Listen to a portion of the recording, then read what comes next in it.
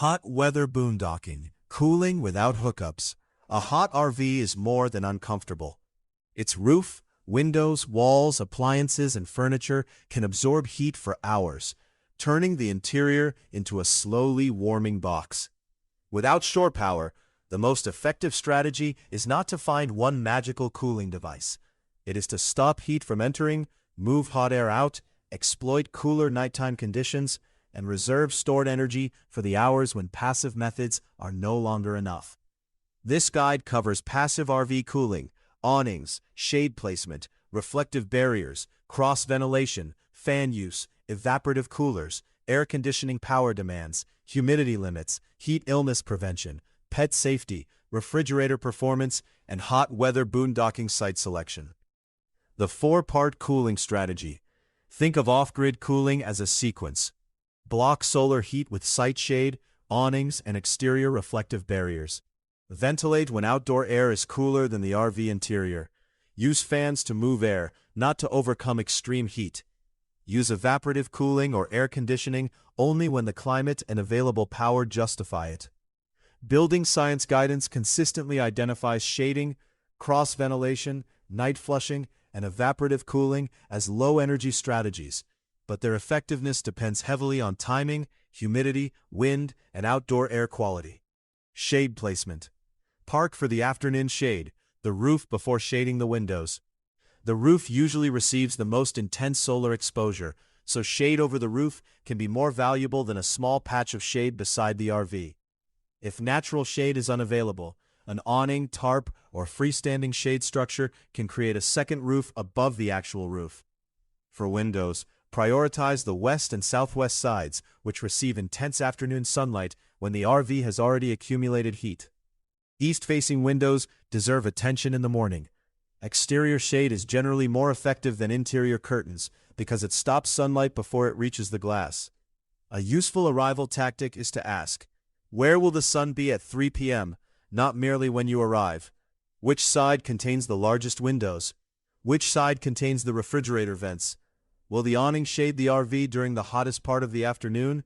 Will shade trees remain safe if thunderstorms or strong winds develop? Trees can provide excellent shade, but do not park beneath dead limbs or unstable trees.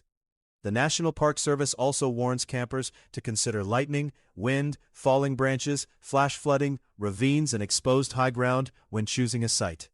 Use the RV's awning as an external heat shield. Deploy the awning on the sun-facing side, especially over large windows or the sidewall that receives afternoon sun. A light-colored awning is preferable because it reflects more sunlight and absorbs less heat than a dark fabric. An awning should also have space for air to circulate between the fabric and the RV. Trapping a layer of hot air against the wall can reduce its benefit. Use side panels selectively. They can improve shade but may also block the breeze you need for cross-ventilation. Turn the awning into a sail during gusts. Trap hot air beside the RV. Interfere with refrigerator ventilation. Dometic specifically warns against installing an awning too close to the upper refrigerator vent, recommending approximately 6 to 12 inches of clearance in the cited installation guidance. Always follow the instructions for your refrigerator model. Reflective barriers. Reflect sunlight before it becomes heat. Reflective materials work best when they face an airspace and reflect radiant heat away from the RV. They are not a substitute for insulation and do not stop heat transfer through direct contact. Best uses in a boondocking setup: exterior windshield covers, reflective panels on west-facing windows, removable panels behind skylights, a light-colored shade cloth above the roof, reflective covers over unused windows when privacy is not needed, properly installed radiant barrier material beneath a roof or ceiling assembly. A reflective barrier is most effective when it is not pressed tightly against a hot surface. Department of Energy guidance recommends an airspace between radiant barrier material and the roof deck, while also warning against blocking ventilation or trapping moisture. What not to do. Do not casually staple household foil to the RV ceiling. Press foil directly against insulation, cover roof vents, or place reflective material near a flue, exhaust outlet, stove, or other heat source. Improvised barriers can create moisture, fire, or ventilation problems. For short-term boondocking, removable exterior window covers are usually safer and more practical than modifying the RV roof. Use interior blackout curtains as a second layer, but remember that interior curtains block light after some solar energy has already entered the RV. Cross-ventilation with fans. Cross-ventilation works when air enters on one side and exits on another. The simplest effective arrangement is low shaded intake, a window or vent on the cooler or upwind side. High exhaust, a roof vent or upper window on the opposite side. Fan-assisted exhaust. Place the fan at the highest available opening, blowing outward. Open path. Keep interior doors, cabinet doors, and passageways from blocking airflow.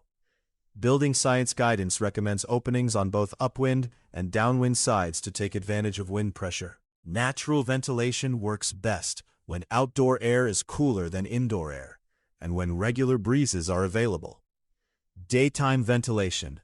During the day, use a thermometer inside and outside the RV. If the outside air is hotter than the interior, opening every window may make the RV warmer.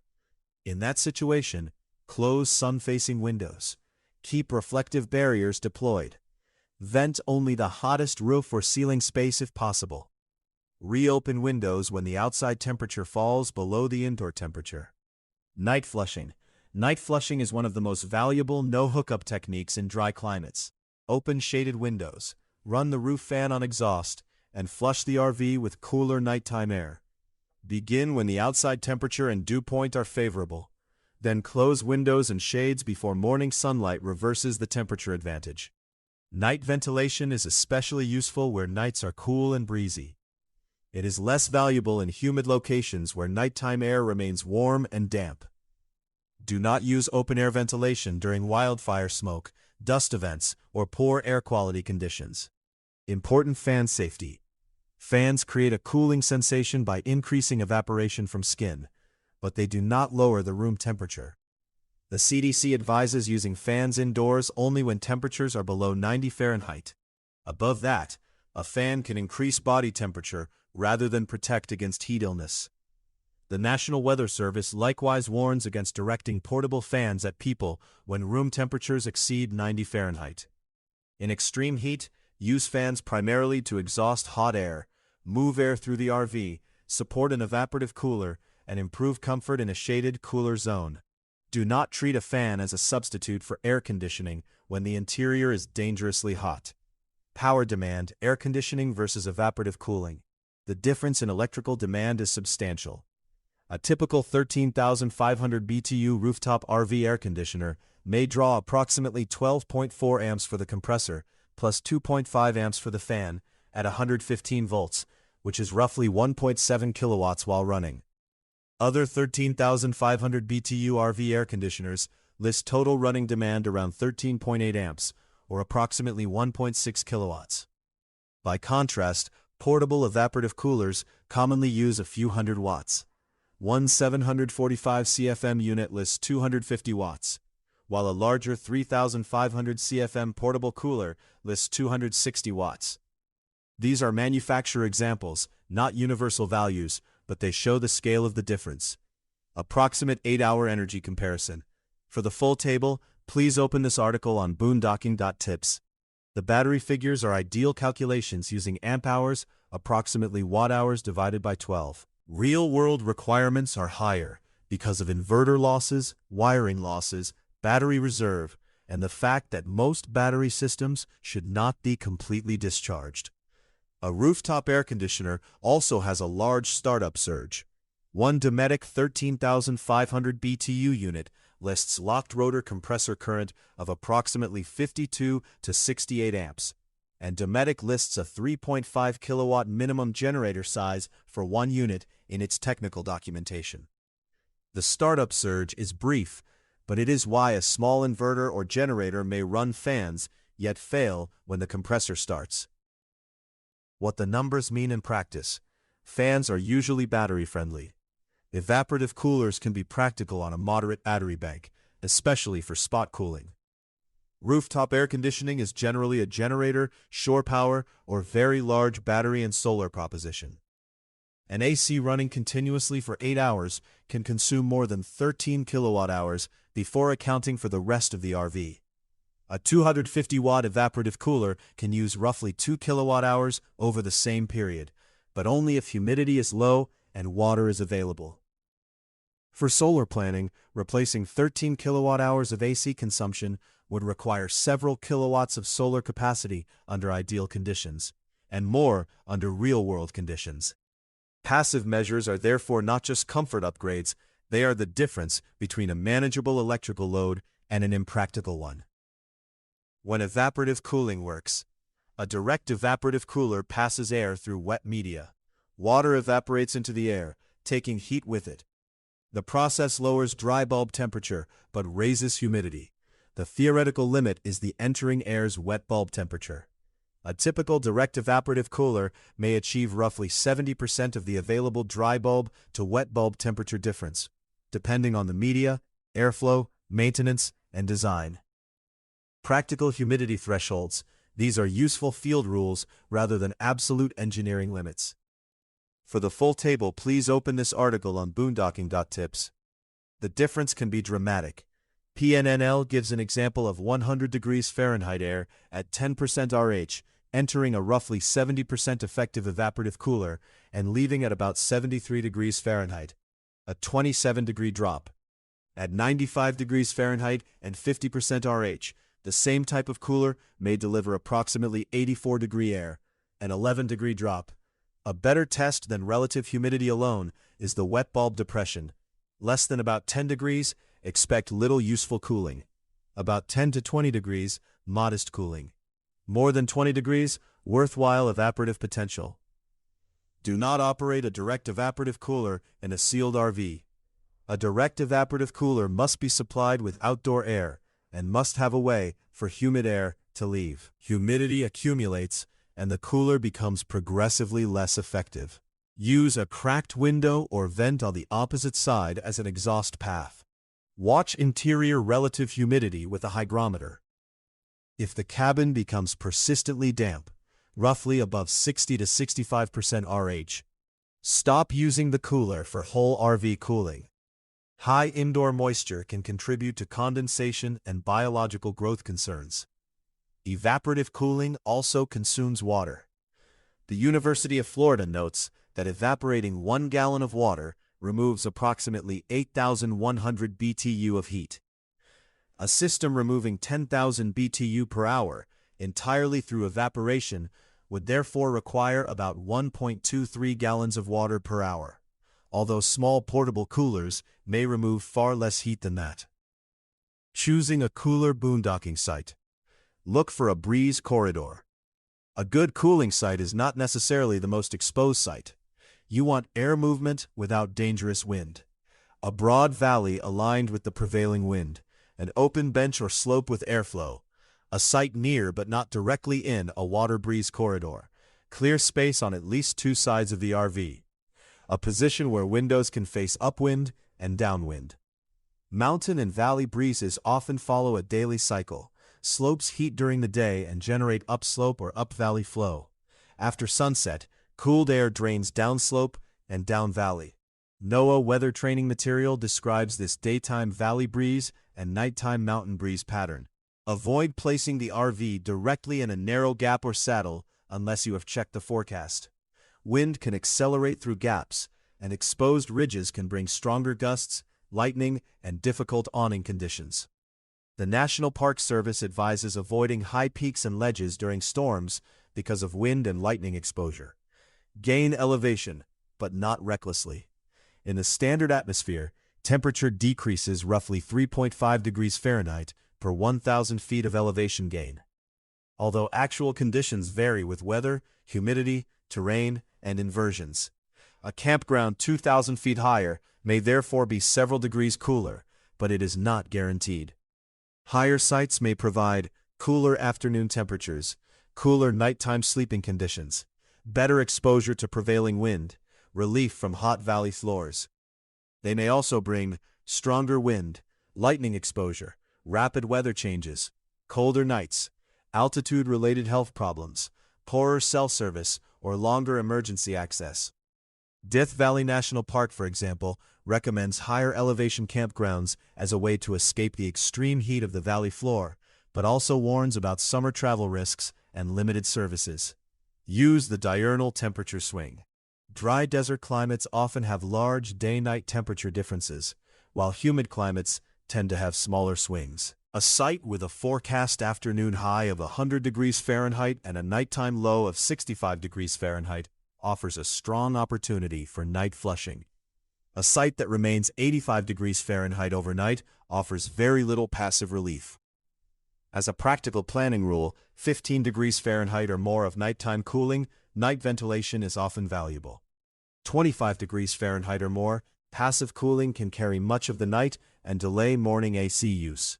Less than 10 degrees Fahrenheit, prioritize shade, refrigeration-based cooling, or relocation. Do not choose the absolute lowest point in a valley simply because it feels cooler after sunset. Cold air drainage can create fog and dampness, while ravines and low channels can become dangerous during storms or flash floods. A slightly elevated bench near the valley airflow is often a better compromise. Heat illness prevention. Cooling the RV is not just about comfort. Heat exhaustion and heat stroke can develop quickly, particularly in older adults, young children, people with chronic conditions, and anyone working or exercising in the heat. The CDC recommends staying cool, hydrating, taking breaks, and recognizing symptoms such as heavy sweating, weakness, headache, nausea, dizziness, and shortness of breath. A practical daily routine. Schedule hiking, setup, repairs, and strenuous work for early morning or evening. Drink regularly rather than waiting until you are intensely thirsty. Wear loose, light-colored clothing. Take frequent breaks in shade or an air-conditioned location. Use a thermometer and hygrometer inside the RV. Monitor local heat risk forecasts and air quality. Avoid alcohol during the hottest part of the day. Keep an emergency plan for reaching a cooling center, clinic, or town. Confusion, slurred speech, seizures, loss of consciousness, or very hot skin are emergency warning signs of heat stroke. Call 911, move the person to a cooler location, remove excess clothing, and begin rapid cooling while awaiting medical help. If the RV remains dangerously hot despite shade and ventilation, relocate. A day without hookups is not worth attempting to endure a dangerous heat event, especially with vulnerable occupants. Pet safety in hot weather. Pets are particularly vulnerable because dogs and cats have limited cooling mechanisms compared with humans. Risk increases for flat-faced breeds, overweight animals, older pets, animals with heart or breathing problems, and pets that are not acclimated to heat. Essential pet rules. Never leave a pet unattended in a parked vehicle. Do not assume cracked windows make a vehicle safe. Do not leave a pet alone in a hot, passively cooled RV. Provide shade, fresh water, and a cool resting surface. Walk during the coolest parts of the day. Check pavement before walking. Hot asphalt can burn paw pads. Keep a backup plan for transporting the pet to air conditioning. The safest rule is simple. Passive cooling is not a reliable pet-sitting system. If a pet must remain inside an RV, the climate control system should be powered, tested, monitored remotely, and backed by an alarm and a contingency plan. Even then, leaving the pet in a hot RV should be avoided whenever possible. Warning signs include excessive panting, heavy drooling, weakness, wobbling, vomiting, diarrhea, confusion, difficulty breathing, collapse, or seizures. Move the animal to a cool, shaded area and contact a veterinarian or emergency veterinary clinic immediately. Veterinary guidance generally favors cool, not ice-cold water, and prompt professional care. Keeping the RV refrigerator efficient. Hot weather is hard on RV refrigerators, especially absorption refrigerators, which must reject heat through the outside refrigerator compartment. Dometic notes that performance can begin to suffer as ambient temperatures rise above approximately 95 degrees Fahrenheit, and recommends shade, limited door opening, and additional rear ventilation in hot climates. Protect the refrigerator from heat. Park with the refrigerator side in shade if possible. Keep the lower intake and upper exhaust vents unobstructed. Do not cover refrigerator vents with reflective material. Keep awnings and shade structures clear of the upper vent. Clean dust and dirt from exterior vents and condenser areas. Consider an OEM or properly installed refrigerator ventilation fan kit. Keep the RV level, especially with absorption refrigerators. Absorption refrigerator installations depend on a chimney-like airflow pattern. Cooler air enters low, moves across the cooling unit, and hot air exits high. Baffles and proper clearances prevent hot air pockets from forming behind the refrigerator. Reduce the refrigerator's workload. Turn the refrigerator on approximately 12 hours before loading it. Load pre-chilled food whenever possible. Do not put hot food directly inside. Keep the door closed except when actively removing food. Avoid overfilling shelves. Leave clearance around cooling fins and internal vents. Use a refrigerator thermometer rather than relying on how cold the air feels. Defrost when frost begins restricting airflow. Dometic recommends pre-cooling products, avoiding direct sunlight, keeping vents unobstructed, maintaining internal air circulation, and minimizing door open time. A hot weather boondocking playbook. Before arrival, check the hourly temperature, dew point, wind direction, smoke, and overnight low. Identify higher elevation alternatives. Pack reflective window covers, a hygrometer, extra drinking water, and fan screens. Confirm the generator or inverter can handle AC startup surge if air conditioning is part of the plan. On arrival, walk the site before setting up. Identify afternoon shade, refrigerator orientation, wind direction, and dead branches. Position the RV for shade at the hottest time of day. Keep the refrigerator vents clear. Deploy the awning on the sun-facing side. Install exterior window barriers before the RV heats up. During the afternoon, keep sun-facing windows covered. Run only the fans needed to remove accumulated heat. Use an evaporative cooler only when humidity is low and exhaust is available. Limit cooking, baking, and other heat-producing activities. Move people and pets to air conditioning if indoor temperatures become unsafe. After sunset, measure indoor and outdoor temperatures. Open shaded windows if outside air is cooler. Run the roof fan on exhaust to flush hot air. Use the cooler nighttime air to reduce the RV's stored heat. Close windows and shades before morning sunlight begins heating the RV. Conclusion: successful hot weather boondocking without hookups is mostly an exercise in timing and heat management. Park for afternoon shade, not morning appearance. Keep the roof and west-facing windows out of direct sun. Use light-colored awnings and reflective barriers with proper air gaps. Ventilate through upwind and downwind openings when outdoor air is cooler, and use roof fans for exhaust rather than relying on them as emergency personal cooling. Evaporative coolers can deliver impressive results below roughly 30 to 40% relative humidity, but their performance falls quickly as humidity rises, and they add moisture to the RV. Air conditioning is far more reliable across climates, but a typical rooftop unit can demand 1.6 to 1.7 kilowatts while running, plus substantial startup surge. Finally, treat human safety, pet safety, and food refrigeration as hard limits. If shade, ventilation, and available power cannot keep the interior safe, the correct boondocking strategy is not to endure the heat.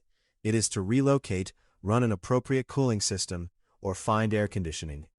All links to sources are available in the text version of this article.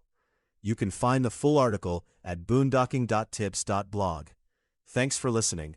For more research-driven boondocking guides, off-grid camping tips, RV travel advice, and van life strategies, visit boondocking.tips. That's boondocking.tips for the full written research and new camping updates.